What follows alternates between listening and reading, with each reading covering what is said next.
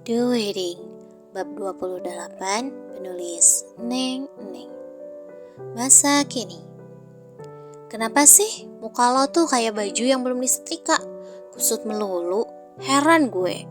Burhan yang tengah mengaduk kopinya kini melirik malas pada Fauzan yang tengah mengaduk tehnya dengan sangat tidak bersemangat. Pria itu terlihat lesu. Lo gak akan paham, Bur, gimana rasanya jadi si Ozan. Lo aja sekarang jomblo, jadi gimana mau bisa rasain rasanya dicuekin sama pasangan? Andre sedikit terkekeh dengan gaya ledekan khasnya, membuat Burhan yang tengah meracau kini menghentikan ucapannya lalu mendelik kesal pada sang sahabat. Siang ini mereka janjian untuk sekedar nongkrong di saat jam makan siang. Ketiganya bekerja di tempat yang berbeda. Namun, ketika memiliki waktu luang, mereka seringkali menyempatkan waktu untuk bertemu sembari mengobrol ala pria. Meski gue sekarang jomblo, tapi sebelumnya gue pernah punya alumni ya. Burhan sedikit kesal dengan kata-kata Andre yang selalu meledeknya. Cia, alumni.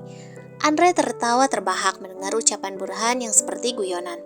Begitupun Fauzan, kini pria itu sudah mendongakkan kepalanya, menatap pergantian pada sahabatnya. Ya mantan itu, janganlah dijuluki mantan. Juluki aja alumni. Siapa tahu, nanti bisa diajak reuni, ya kan? Burhan menaik turunkan alisnya jenaka. Pria itu tertawa dengan ucapannya sendiri. Sae lo. Andre tergelak. Begitupun dengan Fauzan. Pria yang sedari tadi murung itu kini sudah bisa tertawa kembali. Lagian, ngapain sih galau melulu? Masalah tuh dibawa happy aja kali. Burhan ikut tertawa jenaka. Selanjutnya, mereka terlibat obrolan ringan khas para pria. Terdengar suara deringan ponsel yang bersumber dari ponsel Fauzan. Pria itu segera mengangkat teleponnya. Lalu berjalan menjauh dari meja.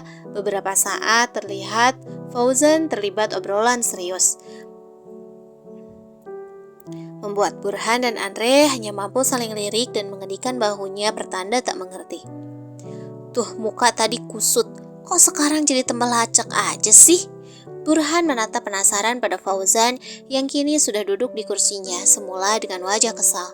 Pria itu terdengar menghela napas panjang berulang kali. Dengan tangan sesekali menjambak rambutnya dengan penuh frustasi. Ada masalah dengan kompleksi gue. Fauzan terlihat begitu lelah. Memang tidak mudah menjalankan beberapa perusahaan. Apalagi Fauzan juga bekerja di kantor Renata. Yang itu artinya waktu Fauzan banyak tersita oleh pekerjaan utamanya sebagai karyawan. Sejauh ini perusahaan Fauzan yang dia kelola dipercayakan pada orang yang sudah lama bekerja dengannya. Hanya saja sesekali Fauzan juga sering mengecek pabriknya. Terus, lo mau ke sana atau gimana? Tanya Andre mulai serius. Dia sedikit prihatin dengan kondisi sang sahabat.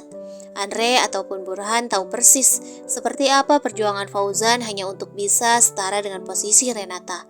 Meski nyatanya, bahkan sampai saat ini Fauzan masih belum bisa berada di tempat itu. Kayaknya gue kesana aja. Gue duluan. Fauzan berdiri, meraih ponsel dan dompet yang tadi berada di meja, meninggalkan Burhan dan Andre yang masih menatapnya dengan raut khawatir.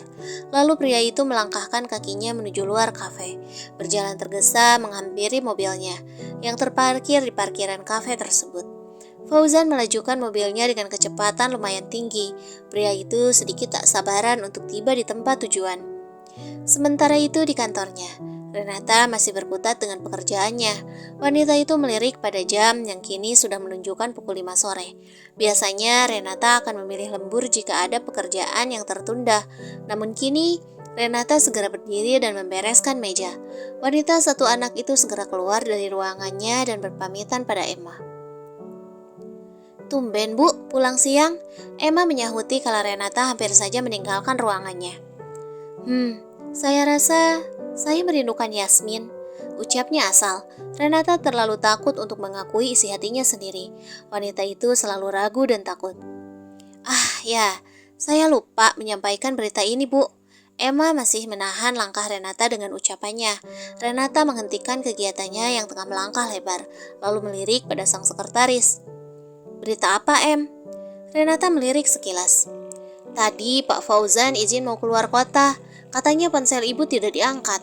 Fauzan bilang, urgent bu, makanya tidak menunggu keputusan ibu dulu. Emma memberitahu dengan nada hati-hati. Renata terdiam. Wanita itu baru menyadari keberadaan ponselnya. Mata Renata membelalak setelah melihat ada 30 miss call dari Fauzan. Bisa-bisanya Renata mengabaikan ponsel sehingga sebegitunya. Renata terlalu sibuk menyelesaikan pekerjaannya karena ingin pulang cepat, hingga mengabaikan semua hal yang ada di sekitarnya. Renata kembali mencoba untuk menghubungi Fauzan, bahkan hingga berulang kali. Namun nihil, Fauzan tidak mengangkatnya sama sekali. Bahkan chat yang dikirim pun masih saja centang dua berwarna abu. Renata terdiam. Wanita itu merasa bingung sekaligus cemas. Kepergian Fauzan keluar kota tidak ada hubungannya dengan urusan pekerjaan di kantor. Jadi, ada apakah gerangan? Fauzan tiba-tiba pergi secara mendadak. Renata sudah tiba di rumahnya dengan hati yang masih belum tenang. Renata tidak tahu harus melakukan apa sekarang. Bahkan sapaan dari Yasmin hanya ditanggapi sekilas. Beruntung Yasmin bukan gadis kecil yang rewel. Seolah mengerti, kini Yasmin kembali bermain dengan pengasuhnya. Waktu sudah menunjukkan pukul 8 malam. Renata sudah selesai mandi, bahkan sudah menyajikan beberapa makanan di meja makan. Namun tidak ada tanda-tanda kedatangan Fauzan. Pria itu hilang tanpa kabar. Bahkan kini ponselnya sudah tidak aktif lagi. Renata merasa kebingungan sendiri. Tiba-tiba saja hatinya dilanda kecemasan yang luar biasa. Tidak biasanya Fauzan begini. "Zan, kamu di mana?" Lirih Renata bertanya dengan netra yang menatap lekat pada foto mereka berdua yang terpajang di nakas dekat dengan renjangnya. Renata merasa jika hidupnya terlalu hampa, terlalu sepi jika tanpa celotehan Fauzan. Mungkinkah Renata merasakan rindu? Renata menggelengkan kepalanya berulang kali. Bagaimana mungkin? Tidak, hatinya pasti salah mengartikan rasa sepinya. Waktu sudah menunjukkan pukul 11 malam dan Renata masih terjaga. Sesekali wanita itu melirik pada lantai dasar dari balkon kamarnya, berharap jika mobil yang Fauzan bawa akan datang segera.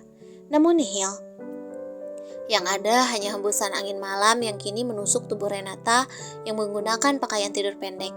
Hingga pukul 1 malam, barulah terdengar suara mobil yang berhenti di depan rumahnya. Renata membuka matanya yang sedari tadi terpejam tanpa tidur. Wanita itu terdiam, menghitung waktu hingga suara derit pintu kamarnya terdengar. Suara langkah kaki menyusul kemudian. Renata tahu jika itu Fauzan. Biasanya, entah seberapa lelah dirinya, Fauzan akan selalu menyapa Renata, mencium keningnya, lalu melantunkan kata cinta untuknya. Namun berbeda dengan malam ini. Fauzan hanya melirik sekilas tubuh Renata, lalu segera berlalu menuju kamar mandi. Langkah kakinya terdengar gontai. Ini aneh, sangat aneh. Hingga Renata kembali membuka matanya perlahan. Wanita itu bertanya-tanya dengan segala pemikiran yang ada. "Fauzan, kemana kamu pergi seharian ini?"